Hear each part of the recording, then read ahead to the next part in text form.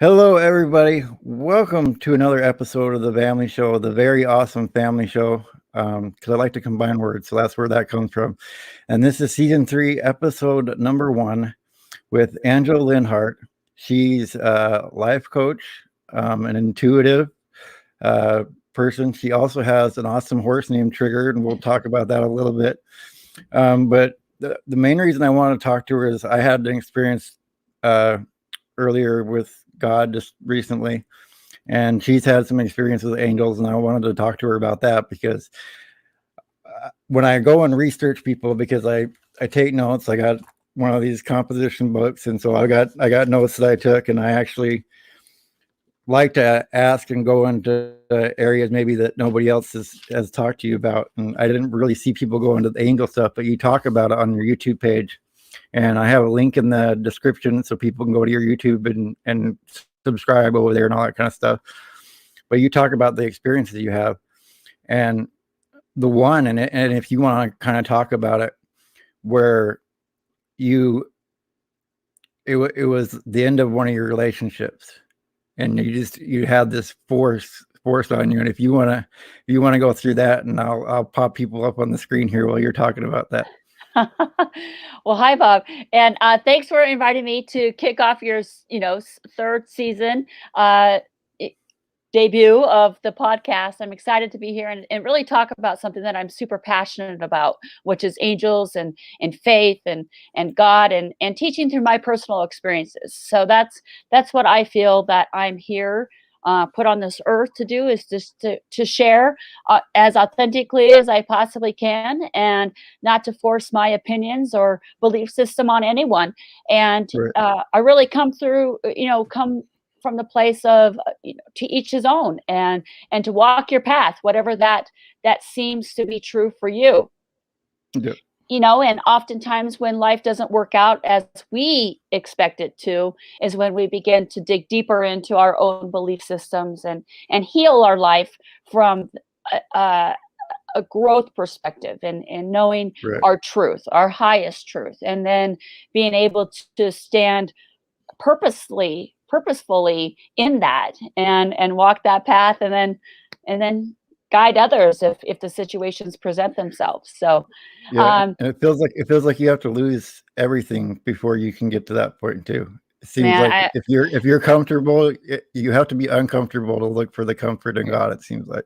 oh my gosh, that's been my experience, is when I've been extremely uncomfortable and have been down to bare bones and at the bottom. It feels like that you're at the bottom, but oftentimes that's a great place to begin to recreate your life, because you're willing to surrender and give up your old identity so that you can uh, begin to really create and design the life that you want to live, rather than the one that was just kind of handed to you and unconsciously uh, allowed to uh, uh, create our reality, when that maybe isn't what you necessarily want. So Right. that's been my path, is to lose everything, and then begin to go, okay, what is this about, and how can I transform my life? And that's been the key. So you said you wanted me to talk about. I want to say which relationship experience. Well, the one The where the one that one set me. out of the bathtub, that one, and then I kind of That wanted to one. hear. I kind of wanted to hear too about when you had the experience with Trigger, when Okay. you were talking to him as well, because I think those are two of the most powerful ones that you talked about. Well, excellent. So that, I mean, the bathtub experience is the one that really set me on this path to do the intuitive life coaching uh, work that I do today. And I was in a relationship, and it was one that was great at the beginning, and then pretty soon the lessons became harder and definitely more challenging. And relationships can be our greatest teachers, right? Because they will always reflect back to us who we are, and our energy that we're giving off. And one day my soul got sick and tired of being sick and tired, and really took command over my physical body, and that particular day, I had I was getting into the bathtub, and I walked past the mirror and I didn't recognize myself. It was like I totally lost my identity, or who I thought I was. I was like, who is that girl?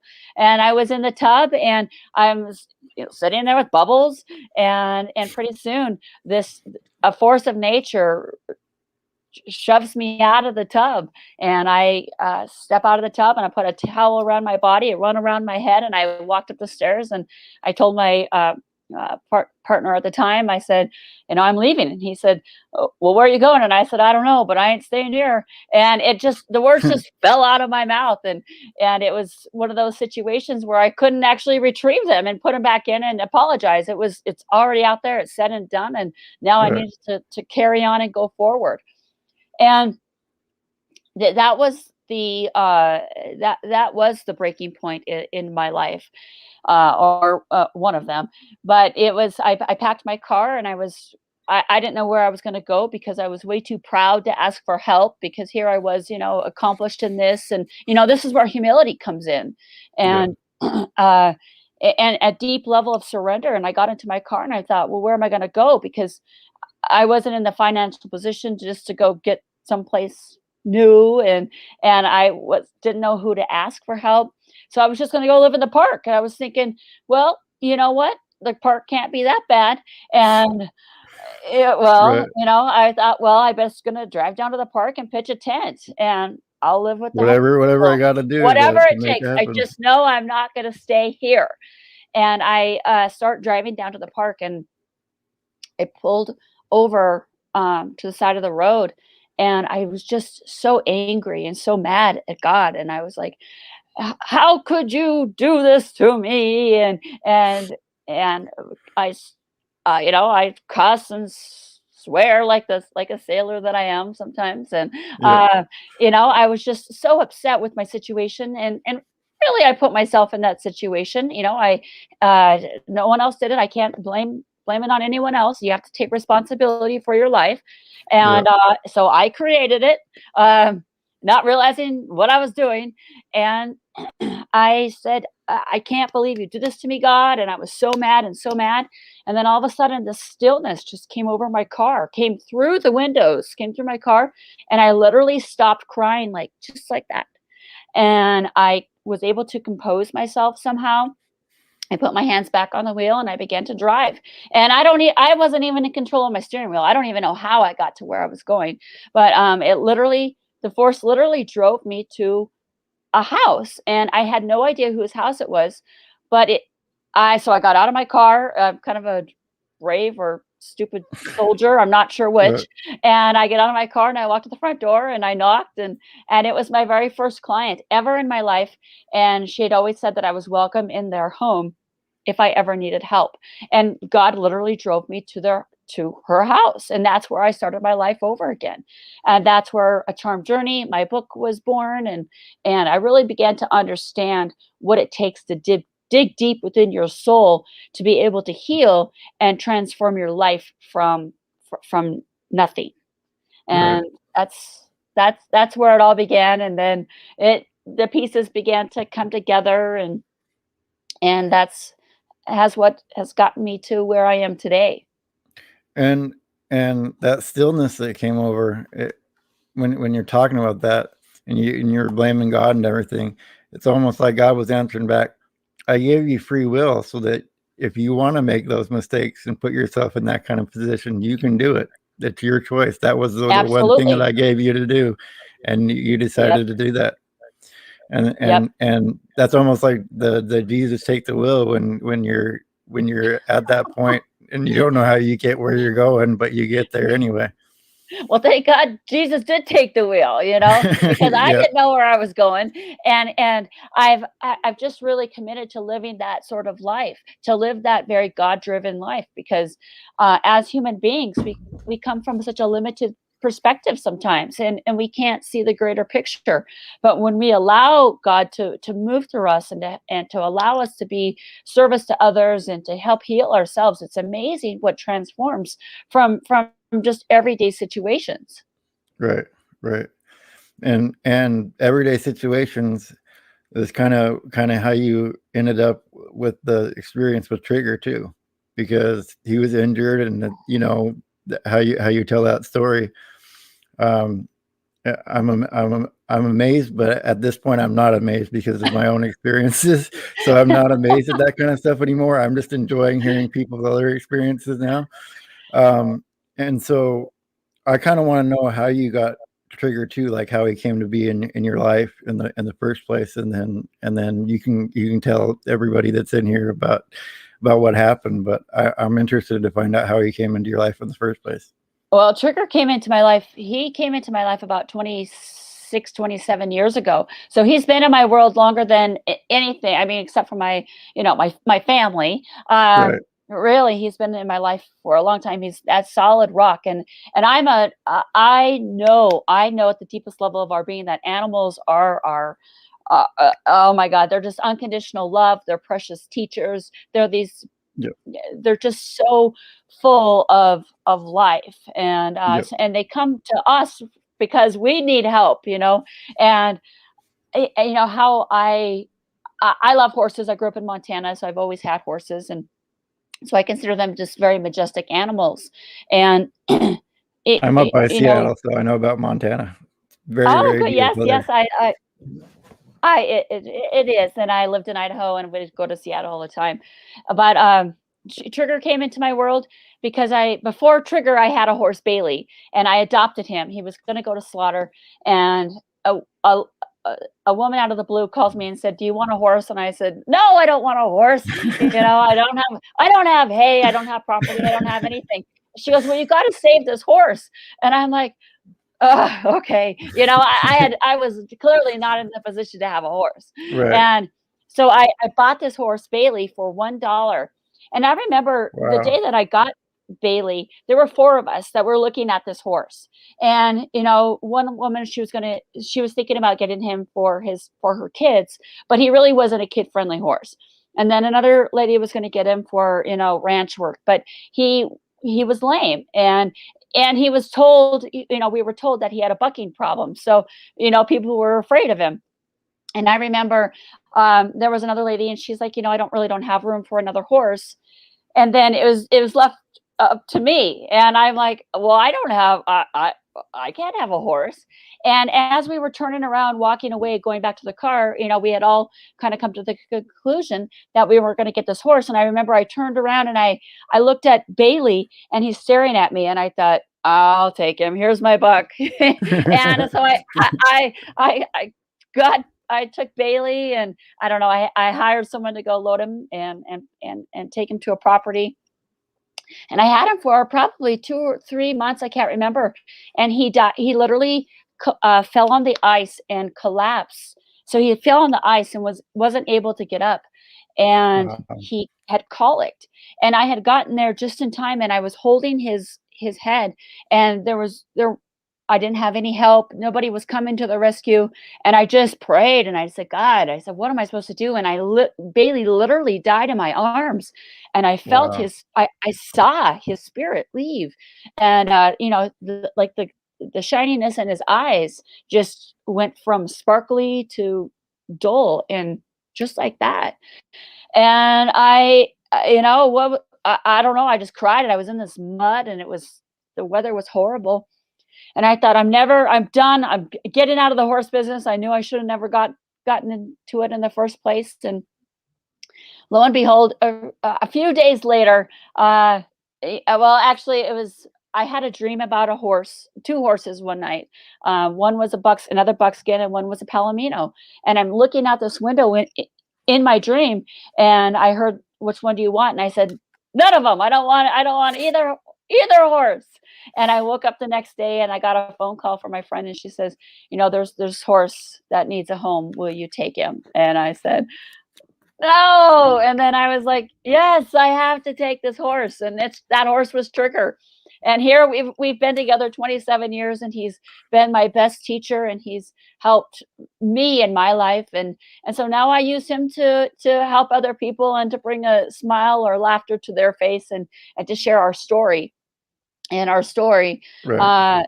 the book, Trigger the Wonder Horse, and it's a true story about faith, healing, and miracles, because he is a horse, and he's had divine intervention. He almost stepped out in the middle of traffic one day, and he was rescued by a human angel. No doubt, no doubt in my mind. And then, uh, what the story that really sparked the book was, he had a hoof injury, and it just wasn't getting any better, and I was drained. I was drained on so many levels, and I thought, his time is up, and I'm okay with euthanasia. I've had to put, that's the thing that we do for our animals when we really love them, is that when their time is up, we know when they're ready to go. And sometimes we have to be able to make that decision. And I had gotten to that place where I'm not about ever, I don't want an animal to suffer on my watch. That won't work for me. And I didn't want to put Trigger through any more pain. So he actually walked himself over to where they euthanized the horses that day. I didn't do anything. I Right. thought that he was making the decision himself, that that's what he wanted. And I sat down, and the vet assistant was next to me, and I said, "Well, go get the vet, and we'll put Trigger down, because he just isn't getting any better, and he's making the call." And I leaned down and I whispered in his ear, "Are you ready to go meet God?" And he sits up, and this horse, he one leg clearly wasn't working, and he looks at me, and he jumps up as fast as he can. I mean, like, as fast as freaking three-legged horse can jump, and he runs away from me as fast as he can, and it was kind of like, "Woman, don't touch me with that needle." And I remember I walk over to him, and he's trying to eat this hay, and he's looking at me thinking, "Look, Mom, I'm eating." And I just knew in that moment, okay, I need to share the story, because it is about hope, and it is when we ultimately surrender into, what do I do next? And my motto is, always make space for God to work in your life, because the truth is, we don't know how God is supposed to Nope. work. And luckily, in Trigger's situation, in that instant, he did move, because if not, he wouldn't be here with us. But then we wouldn't have done what we were supposed to do. So that's why I'm a firm believer that we all come here with a purpose, even our animals, and it's to teach, it's to share, it's to love, it's to give from a place of truly unconditional, uh, that unconditional love that's within our hearts. Yep, yep. And Justin and Christina's RV van life, they said it's never easy losing an animal. Oh Um, gosh, Tracy Ocean Fire 777, she says, "Well, these horses know." yes, they do. Um, and William Hughes, he wanted to know why I was in the hospital, and I talked to you about that a little earlier. I had a little mental break, and I was in the hospital for that. And me and you have been talking back and forth. Back when I was doing the show before, she was supposed to be on, and she had some stuff come up, and so we've been going back and forth. And she was one of the first people that I reached out to. And so because she said, "Yeah, I'll come on," and I saw you do another interviews, I'm like, "Oh, okay, she's gonna make it this time. She'll be here."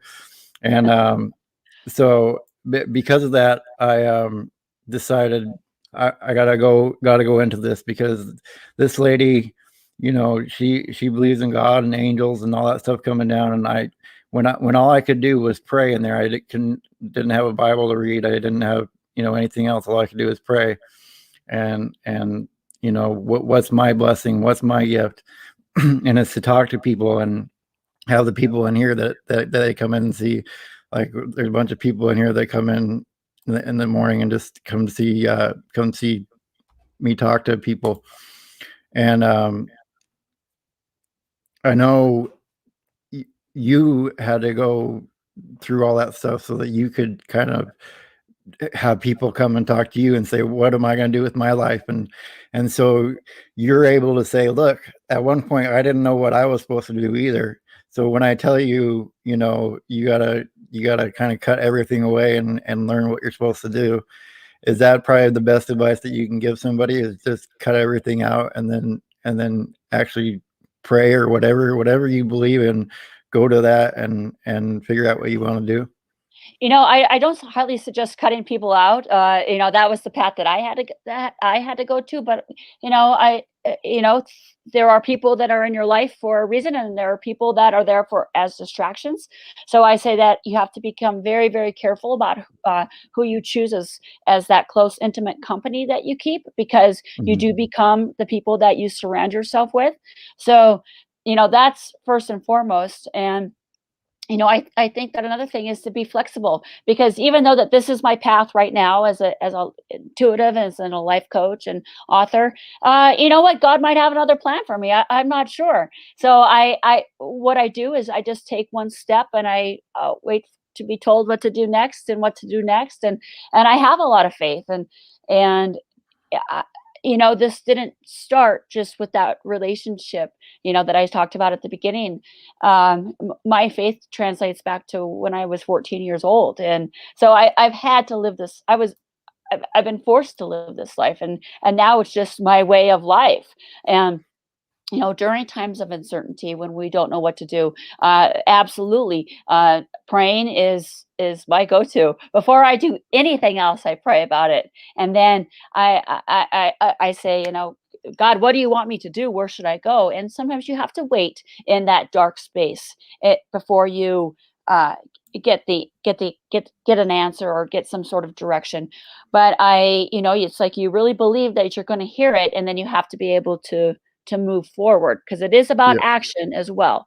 And usually those action steps are extremely challenging and daunting too, because it's like you're walking in the dark. But if you keep that faith, and that light of faith, and a deep, deep trusting in that you are protected by angels, that you are have this force around you, and it's a loving force around you, you can move forward with with some certainty, being completely uncertain. Right. Well, I've heard a few sermons where um, they said, if God's for you, who can be against you? Against you. That's So if you're doing absolutely. what God's blessing is for you, then you just got to go for it. And You got to go for it. your website is angelalenhardt.com, and they can go there, and if they want to set up appointments or whatever there locally where you're at, they can do that too. And I think you're in Colorado. Is that correct? Yes, I'm in Denver. So people are, Okay. you can come into my office. We can Zoom. Since this, whole pandemic thing, quite a few of my sessions now are on Zoom, and they're just as powerful as, if we were sitting in my office. So that makes no difference, Right. where we are located anymore. It's like it's kind of it's part of the world. It's the way that we have Right. to change and to adapt. Well, for me, it's beneficial that everybody's getting used to it, because now it's not a big deal to ask somebody to come on a podcast where you're not doing it in person, because they're like, okay, that's how everybody's doing it. So I guess that I'll do that way too. That's And right. uh, one of my friends, uh, Beyond Beauty, her channel, Murder Mystery Haunted History, she goes through like different crime things.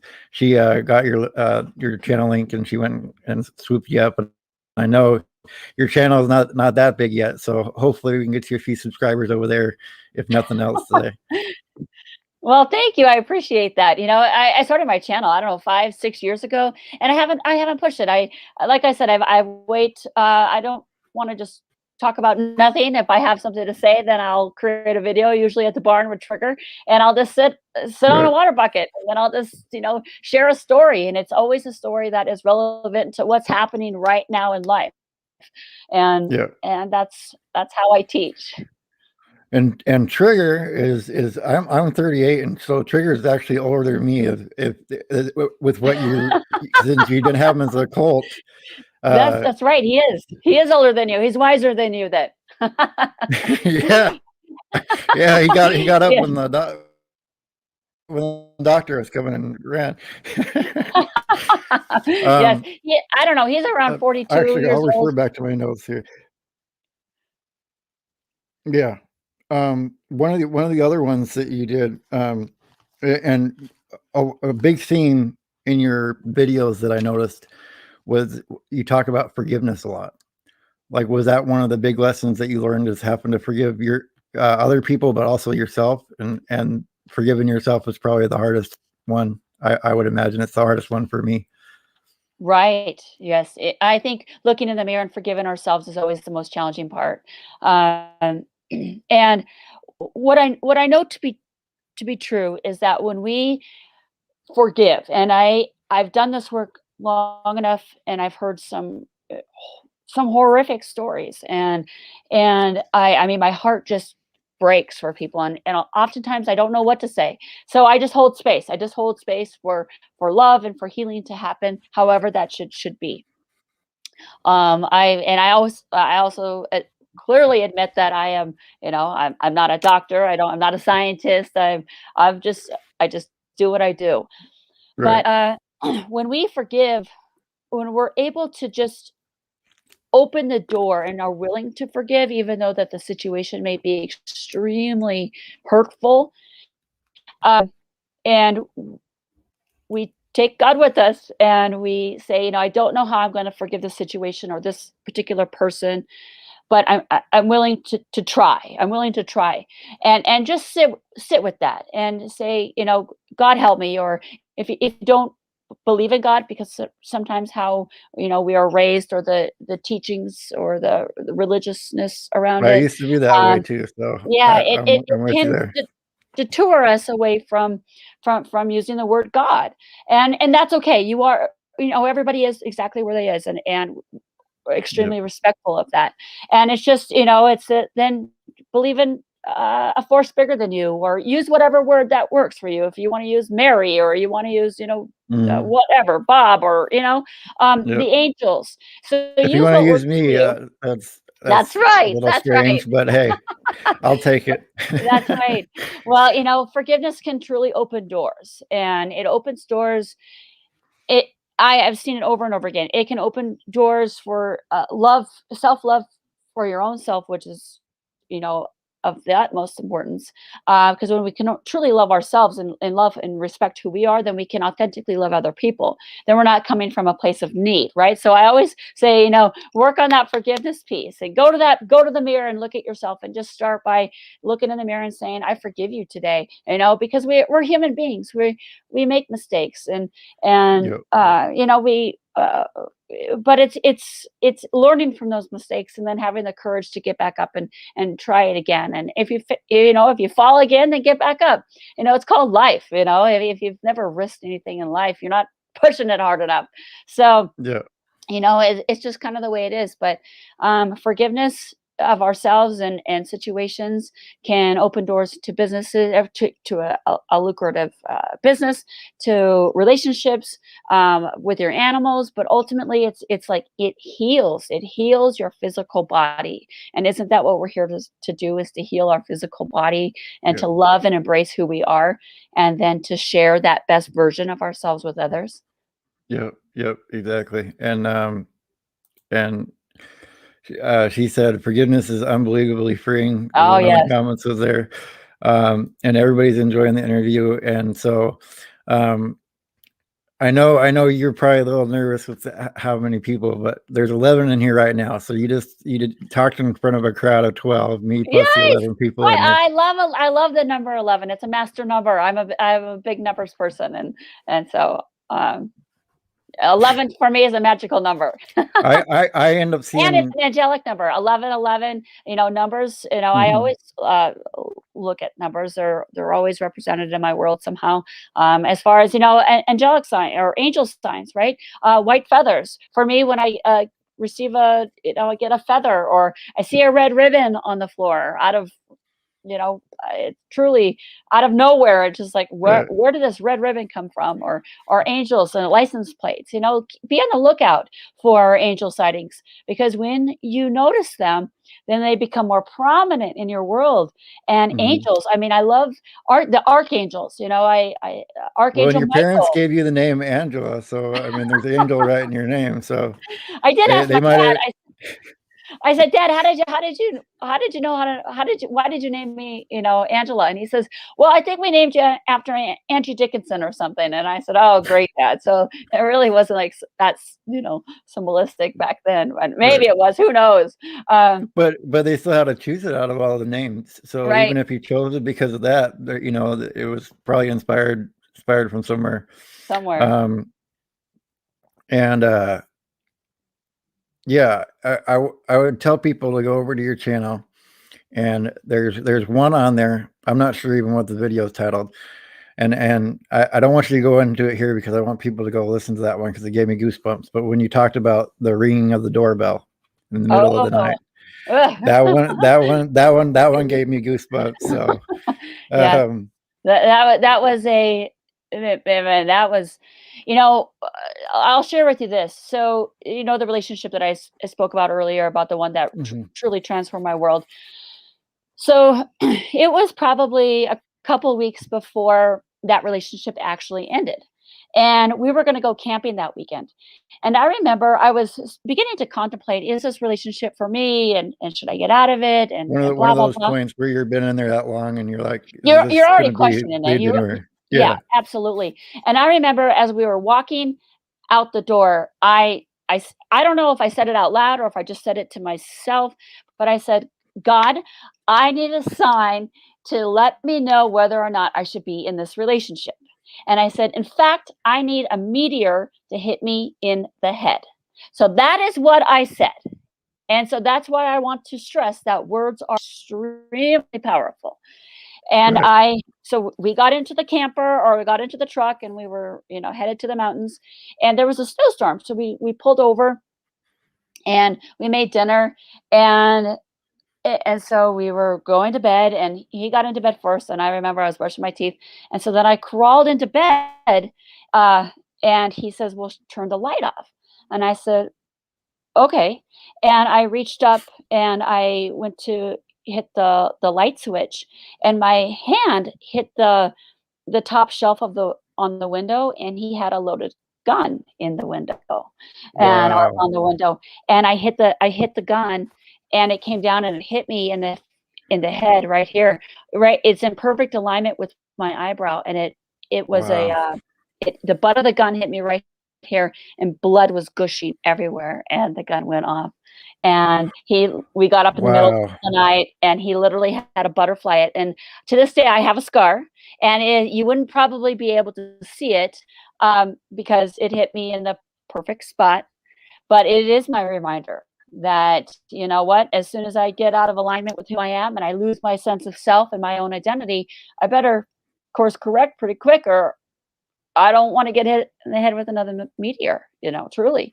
Yeah. So Yeah. I mean, that could think if that gun could have fell any other way, it could have shot you. I mean, because you said oh, it went I mean, off. So as soon as, blood was literally going everywhere. My face was covered with blood, and I checked it to see if I had my teeth, and I checked to see if I could still, move my hands, because I didn't know. 'Cause the adrenaline starts, pumping through your body. right. And then he turns the light on, and he goes, I said, "Am I going to be okay?" And he said, "I don't know yet."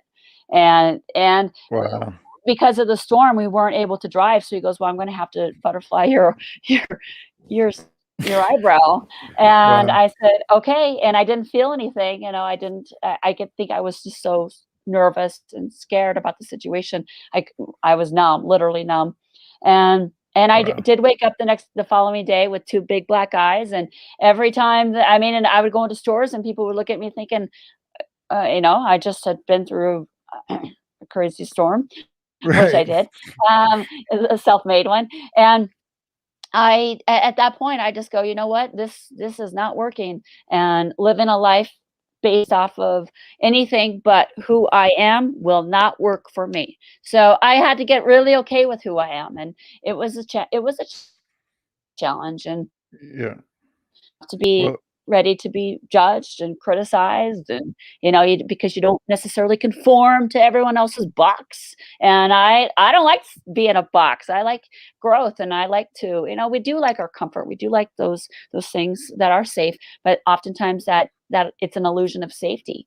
And are you yeah. really safe, or is that you know another man-made protective covering, and that doesn't always work. So you use God as your protection. You use the angelic realm as their protection. Archangel Michael, Archangel Raphael, and Uriel and Gabrielle, they're very, very powerful. So seek them out, like learn about them and use them in your life. If that's what I can say, is do that.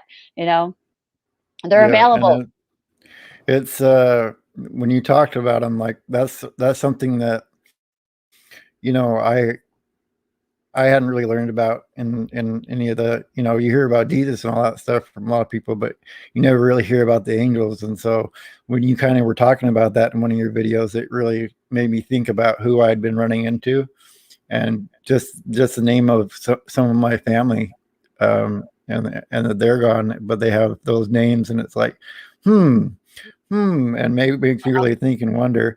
And Absolutely. so when you told that story though with the with your scar, I don't know if you told that on your videos, because I watched a lot of them. I didn't watch all of them, but if you haven't told that one yet, I I haven't. would say that's probably your next one to tell, because Actually, that story is written in my book, A Charm Journey. So that was one okay, of the stories that I had to include. So I did. I have shared that one. I tried to, I don't think that some of the stories that are in my book are necessarily in my YouTube videos. So I've tried to, space them out a little bit. But right, right, I don't know. I just do whatever I'm told. right, right. Well, that's, I mean, I'm sure you got plenty of stories. And so, what are all the books that you had written that people can go check out if they liked your story so far? Well, I've written 2 books so far. So the first book is my memoir, and it's a charm journey, an inspired guide to personal transformation. So I wrote that one when I, had to start over, and those were the lessons that I had to. I don't know if I've mastered them, but they're definitely in the forefront of my mind. Not to, find myself in that repetitive cycle. And then, Trigger the Wonder Horse, his story. And then I am going to start a children's series around, Trigger and his friends, and help inspire the younger generation as well, and to learn the values and principles of life, of morals, and hard work. And we've become such a throwaway society, and we don't realize Hmm. there's value in wisdom, in old things. Trigger has Yep. taught me so much in his older years of life, and I would be at a disadvantage right now uh, if I didn't hang in there with him through the thick and thin. And oftentimes we don't see things as they hold any value anymore, because there's age associated with it. But I love the seniors, the senior citizens. They give us so much. They give us so much history, and they give us a background of their lives, and something that we can learn from if we're willing to listen. And that's the Yep. same thing with animals. Animals share with us messages all the time. But as I say, you have to have the eyes to see and the ears to hear. Yep, yep. And I tell people all the time that are upset, like especially if they're younger, but like with their parents and stuff like that. I'm like, my parents aren't around anymore, and I wish I could just get even one day with them so that I could ask them and say, "Hey, tell me all the stories that you never told me," because the ones that you told me are just little pieces here and there. And as I piece stuff together in my own mind, like what are these other stories that I never got told? And so, like you're saying, the wisdom and stuff from other From their people history. Yes, from in the history. history. Yeah. And Yeah. like I found out one of my great grandfathers is Robert the Bruce. And so when you're talking about, you know, uh, getting back up, uh, apparently he's the one that came up with the saying, if you don't succeed, try again, because of the spider in the cave. So Absolutely. it's kind of when I find that out, and I spent time before the start of before I started this back up, looking at my family history and seeing all the parts that my family played in different parts of history. Now Mhm. I go, what am I doing? Feeling sorry for myself. I have it in me to do great things. So kick my own butt and get back in gear. Good for you. You have to. We always have to. We have to kind of kick ourselves in the old butt, or in our own butts, and in a kind of compassionate way, but also like a, come on, you can do this. And I think that's what we owe it to ourselves, is to give us, to motivate yourself to get up and keep trying.